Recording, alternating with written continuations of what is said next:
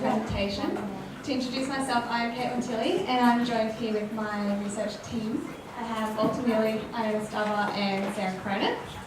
We all had an amazing semester teaching these guys our aquaponics system, and I'm really excited to introduce them all. And I'm going to leave it up to them to explain everything. So here's Jack to present.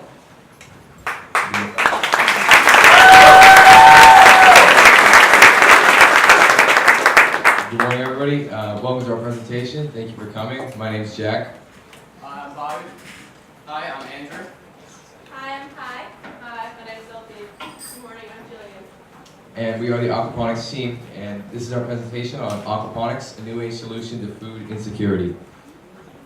So food security can be defined as having safe, sustainable access to sufficient food at all times.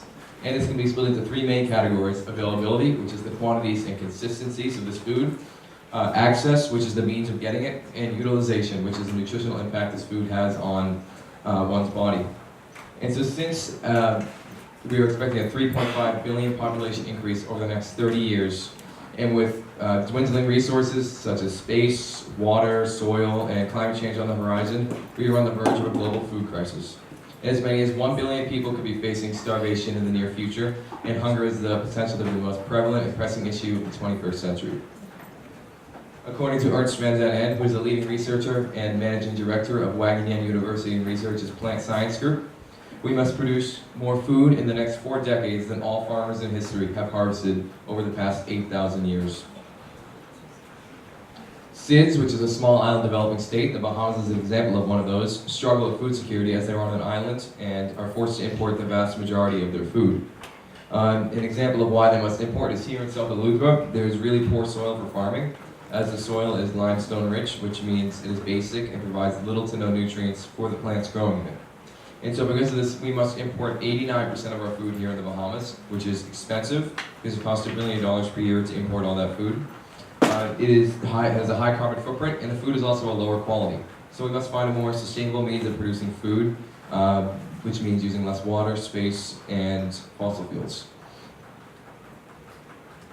Aquaponics can be a great solution to this issue. Aquaponics combines the best parts of aquaculture and hydroponics. Aquaculture being the farming of fish, and hydroponics being the growing of plants on water beds opposed to in soil. And you take these two and combine them to get aquaponics.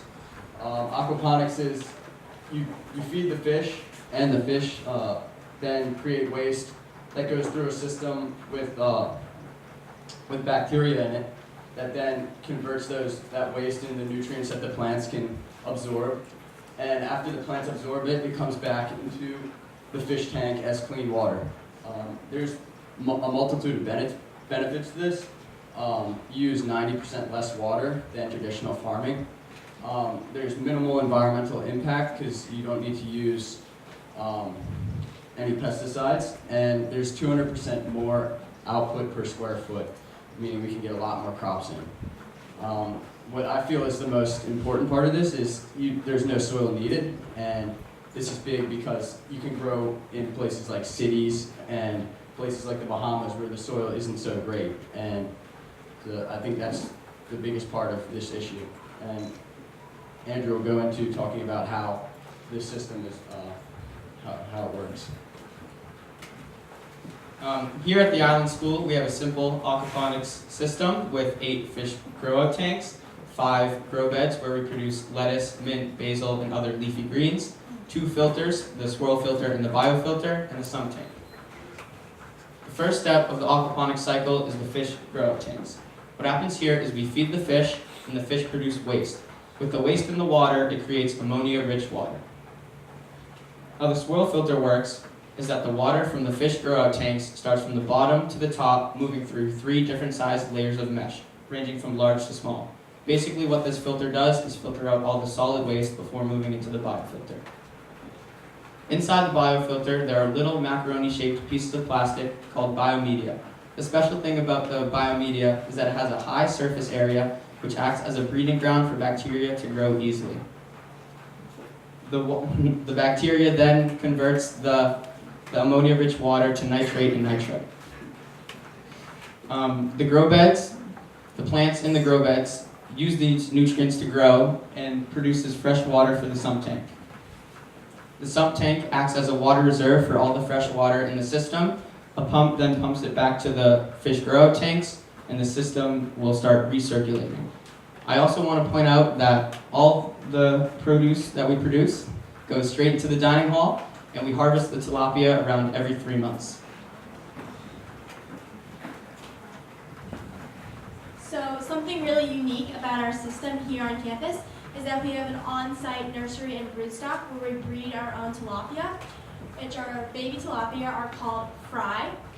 The issue with our system currently right now is that because of the weather fluctuations between the summer and the winter, and then the temperature fluctuations between the morning and the afternoon, we cannot produce fry all year round. So to solve this issue, we've decided to heat our nursery system.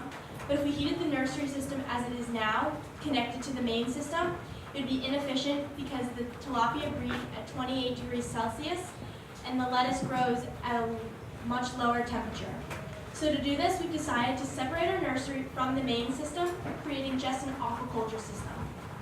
By breeding the fish right on campus, it makes our campus more sustainable because we do not have the carbon footprint of importing fish to our campus. By making our system separate and increasing the breeding rate, we also hope to create our campus more food sustainable and more food secure. So to do this, we started by implementing the engineering design process, which consisted of us analyzing the problem to come up with a pliable solution. After this, on top of a lot of background research on food security, both globally and in the Bahamas, we did a lot of research on past studies done on aquaponics systems and how sustainable they can be.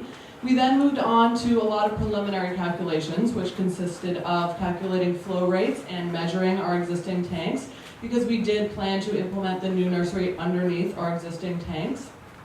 We then used an app called SketchUp, which gave us the ability to make a 3D visual of what we expected our new tanks to look like. Once we had this visual, we went out along with Joe Plant, who is from CSD and is the head of food security here at the Island School, to build new frames for the tanks. And we also repurposed materials in this process, which added to the sustainability of the system as a whole. This could look like we used new containers to make the filters that we used, and we painted all the new tanks, and we used new biomedia for the biofilter. So this is the SketchUp that we made. As you can see here, we have our new existing grow-out tanks. We have our existing nursery here at the top. We have our new 4 tanks here at the bottom, and we have our frames that we built here. Across the platform, we have our new filters, the swirl filter, the sump tank, and the biomedia. And this is what our projected outcome was, and Jillian is going to talk a little bit more about the final product. As you can see from this photograph on the left, our design build was successful. We were able to implement all our new tanks in a full new system, and it's already up and running. To combat the issue of heating our system, we decided to use these water heaters as seen here. We ordered them from Pentair Aquatic Systems, and we hope to implement them very soon.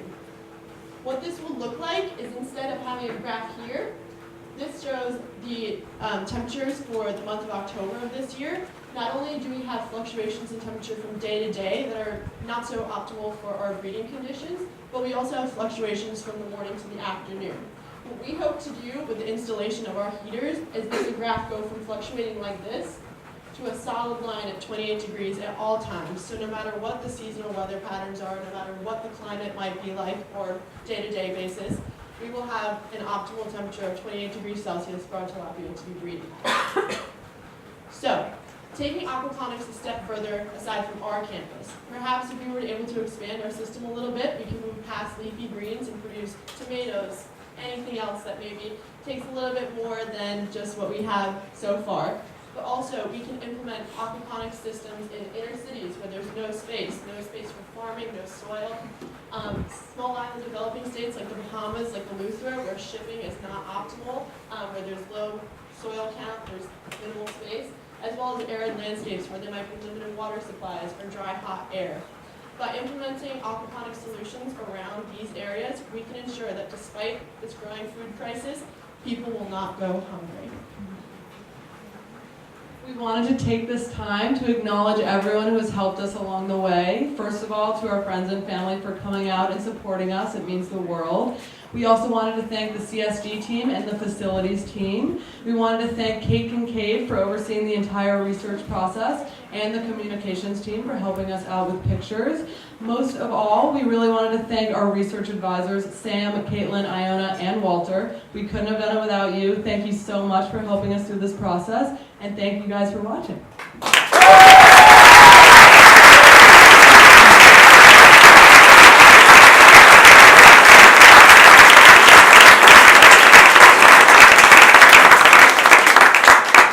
And now we'd like to open it up to some questions. Oh, yes, man in the shirt. Is there any way you're involving the local community or trying to get them to come in and work with you or sell the fish or sell the produce outside of school, or it's not scaled up yet for that? That is a great question. The question was, are we implementing this in the local community or has that not begun yet? So I can speak on what we've done locally. We actually took a trip to the Deep Creek Middle School and we saw their aquaponics system. It is a very small system. It is just starting out. We brought them over some water, some nutrient-rich water for them to use, and they actually have some tadpoles in their tank right now to use for their aquaponics system. So that is one way that we've kind of brought this influence out to the local community, and we're hoping that maybe we can implement it more widespread across South Eleuthera. On the question of if we sell the fish or any of the lettuce, we currently have to prove that our system can make enough for our whole community here on campus. And then possibly with a little bit more funding, and once we can prove that to everyone, then we're hoping to upscale our system a little bit more and produce more tilapia, and then we can possibly talk about and think about selling it to the outer community.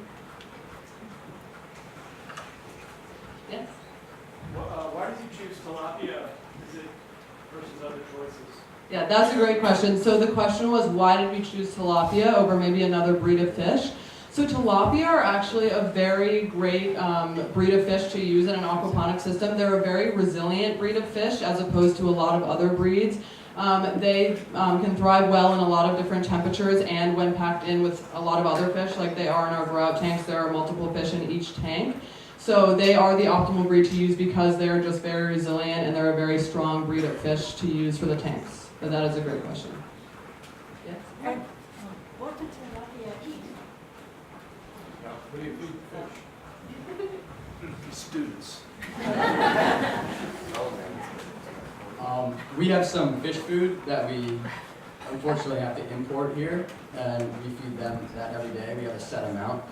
But we're thinking about, there's black soldier fly larvae that we're trying to implement on if we can feed those to the tilapia so that we become more self-sustainable.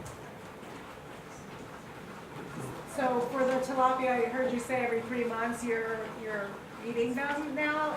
As you grow this, will that time frame shorten so you can start eating them sooner? Or is that the typical length that you need to wait? The question was if you... For the tilapia, right now I heard somebody say that every 3 months you eat them, is that correct? Yes. So now that you're adding this component of trying to have more fish, can you farm them sooner and be able to eat it more frequently, or? Yeah, so the system that we're working on, it makes it better so the fish can breed over in one tank, and the other tanks, it'll be healthier conditions for them to live in, opposed to the warmer conditions will be better for breeding, and the other conditions will be better for them sustaining themselves and growing faster. And although that is not a direct part of our plan, that is definitely going to be something that will happen as well. Since we are increasing, increasing the amount of tilapia. We will be increasing the harvest as well, which in turn does mean that we will plan on having that more in the dining hall. But what we're increasing that tilapia for specifically is so we can have more produce output from our grow beds. But that will be something that comes out of the side of that as well. I'm wondering if you guys have thought about how much energy it will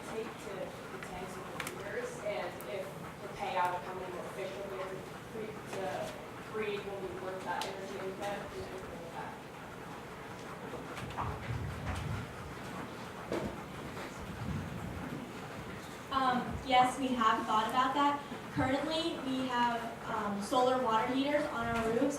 The issue that we have run into is that our solar water heaters currently do not hold energy, so we can't store it overnight, so it does take more energy. But it does, the cost benefit and the more fish that we'll be able to breed is more efficient because currently there is a short period of time where we aren't able to breed fish because of the colder climates, so it will help us a lot. Furthermore, by separating our nursery and from the rest of our grow-out tanks, we were able to target a specific set of tanks that need to be heated, so that reduces any energy that would be not wasted, but put into heating all of our tanks. So this was a great step towards minimizing our energy usage and also increasing our sustainability and our output overall. What other plants besides lettuce? Are there any other plants that you grow, or is it just currently just lettuce? So the question was, are there any other plants that we grow besides lettuce in our system? That is a great question. So I think Andrew touched on this on his slide. We do right now grow lettuce and basil and mint, as well as we're hoping to expand to some other leafy greens. Right now, what we're actually hoping to expand to is spinach and kale in our grow-out beds. Jillian talked a little bit about hoping to grow things like tomatoes, which do take a little bit, they use more nutrients and they use a little bit of a different way of producing them than we use to produce lettuce. So hopefully that can be far in the future, but right now in the near future we are hoping to be able to produce spinach and kale as well as lettuce, mint, and basil. But that's a great question.